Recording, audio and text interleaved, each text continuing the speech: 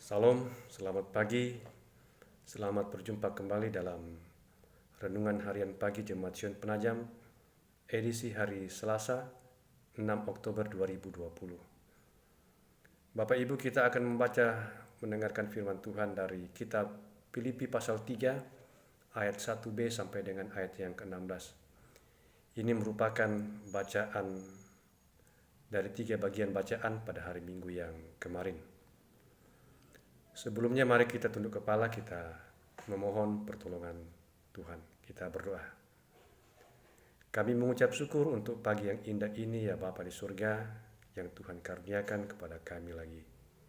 Sebelum kami memulai aktivitas kami pada pagi hari ini, kami akan mendasari dengan membaca firman Tuhan sebagai landasan dan pedoman kami menjalani hidup kami pada hari ini.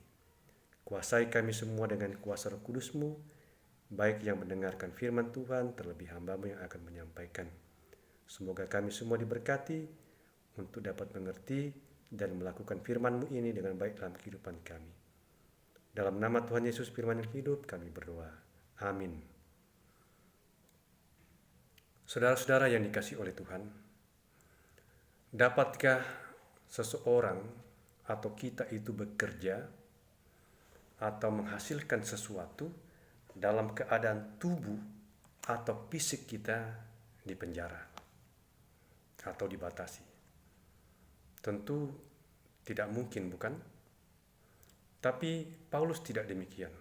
Paulus orang yang luar biasa.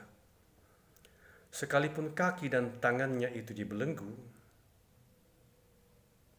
fisiknya dipenjarakan atau dibatasi, tapi dia tetap bisa menulis untuk menasehati, menulis untuk memberikan motivasi, baik itu kepada pribadi-pribadi, kepada jemaat-jemaat, untuk terus menyampaikan kebenaran Injil. Ayat 1b mengatakan, menuliskan hal ini lagi kepadamu tidaklah berat bagiku. Kata menuliskan itu menunjukkan bahwa sebenarnya tulisan ini sudah pernah dituliskan oleh Paulus sebelumnya, tapi dia tuliskan lagi, dia ulang lagi. Itu tanda bahwa fisik Paulus yang dibatasi dalam penjara itu tidak menghalangi dia untuk terus menulis, menyampaikan firman Tuhan. Saudara-saudara yang dikasihi oleh Tuhan, pembacaan kita ini terdiri dari beberapa bagian. Ayat 1b sampai dengan ayat 4a itu berupa nasihat Paulus kepada jemaat di Filipi terhadap orang-orang yang harus diwaspadai atau dihindari. Nah, orang-orang itu disebutkan dalam bacaan kita pada ayat kedua sebagai anjing-anjing, pekerja-pekerja yang jahat, penyunat-penyunat palsu yang perlu diwaspadai. Hati-hati. Ini nasihat dari Paulus, hati-hati bagi jemaat di Filipi kepada orang-orang ini. Yang kedua, ayat 4b sampai dengan ayat yang ke-11. Ini merupakan kesombongan Paulus yang diperlihatkan untuk membandingkan dengan orang-orang yang perlu diwaspadai dalam ayat kedua ini. Orang-orang yang menyatakan dirinya sombong.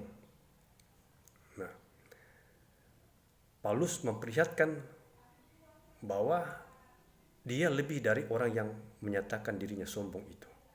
Paulus menunjukkan kesombongannya itu juga dalam ayat 4 sampai 11. Dan kesombongan itu disebut dalam bacaan kita pada ayat yang ke-7 disebut sebagai keuntungan bagi Paulus. Tapi kemudian dalam ayat ke-8 dia mengatakan apa yang disebutnya keuntungan itu atau kesombongan itu kemudian dia sebut sebagai sampah. Yang ketiga, ayat 12 sampai dengan ayat yang ke-16 tentang melupakan masa yang lalu yang dianggap sebagai keuntungan supaya bisa fokus mencapai tujuan, yaitu panggilan surgawi, mengabarkan Injil Kristus untuk menyelamatkan jiwa-jiwa yang tersesat. Bandingkan atau lihat ayat 13 dan ke-14 itu. Nah, saudara-saudara yang dikasih dalam Tuhan, dari pembacaan ini kita bisa belajar tentang dua hal. Yang pertama, bahwa sekalipun tubuh jasmani kita itu terkungkung, terbelenggu dalam jeruji besi, membatasi pergerakan kita, tapi hati, ide, pikiran kita untuk terus memberikan motivasi, memberikan nasihat-nasihat, menyampaikan atau mengabarkan firman Tuhan, atau menyampaikan Injil Kristus itu tidak akan bisa dibatasi. Ini sudah ditunjukkan oleh Paulus dalam bacaan kita. Dalam keadaan terkungkung fisik dibatasi, tapi dia tetap bisa menulis, menyampaikan firman Tuhan kepada banyak jemaat dan banyak orang. Jadi kita tidak perlu takut, tidak perlu khawatir. Sekalipun kita dibatasi, tapi kita tetap bisa melayani Tuhan. Yang kedua, belajar dari Paulus dalam bacaan ini, ternyata kesombongan yang disebut keuntungan itu sekali-kali perlu kita tunjukkan kepada orang-orang yang menganggap dirinya itu sombong, terutama sombong rohani, supaya mereka sadar bahwa di atas mereka masih ada orang yang lebih hebat dari mereka, atau di atas langit masih ada langit lagi. Nah, ini diperlihatkan Paulus supaya membungkam mulut-mulut pengajar-pengajar palsu, pekerja-pekerja jahat yang disebut anjing-anjing itu, supaya tidak menyombongkan diri mereka, yang mengatakan bahwa mereka sudah disunat secara lahiriah, tetapi secara rohani mereka belum disunat karena mereka tidak percaya kepada Kristus.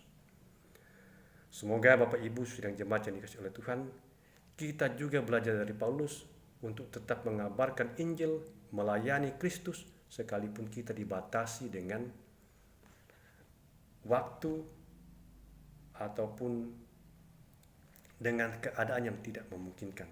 Tapi pikiran dan hati kita itu tidak akan bisa dibatasi untuk terus melayani Kristus. Tuhan berkati firman-Nya dan berkati kita semua. Amin. Mari kita tutup dalam doa, kita berdoa. Terima kasih untuk firman-Mu Bapa di surga, semoga menguatkan kami, meneguhkan hati kami untuk tetap setia kepadamu, sekalipun kami seringkali dibatasi dengan ketakutan-ketakutan kami, diri kami yang tidak mampu. Tetapi Tuhan berikan kami pikiran yang baik, hati yang baik untuk terus melayani Engkau, berkaca dari hamba-Mu Paulus yang terus melakukan pelayanan, mengabarkan Injil sekalipun dibatasi secara fisik. Ajar kami Tuhan untuk terus bisa menjadi saksi-saksi-Mu yang benar dalam kehidupan ini, dimanapun Tuhan tempatkan kami berada. Terima kasih untuk hari ini, kami akan memulai aktivitas kami. Berkati kami semua, berkati jemaat Tuhan, semoga kami dituntun untuk senantiasa hidup sesuai dengan kehendak Tuhan. Ini doa kami, dalam nama Tuhan Yesus kami berdoa kepadamu. Amin. Salam, selamat pagi, Tuhan berkati. Amin.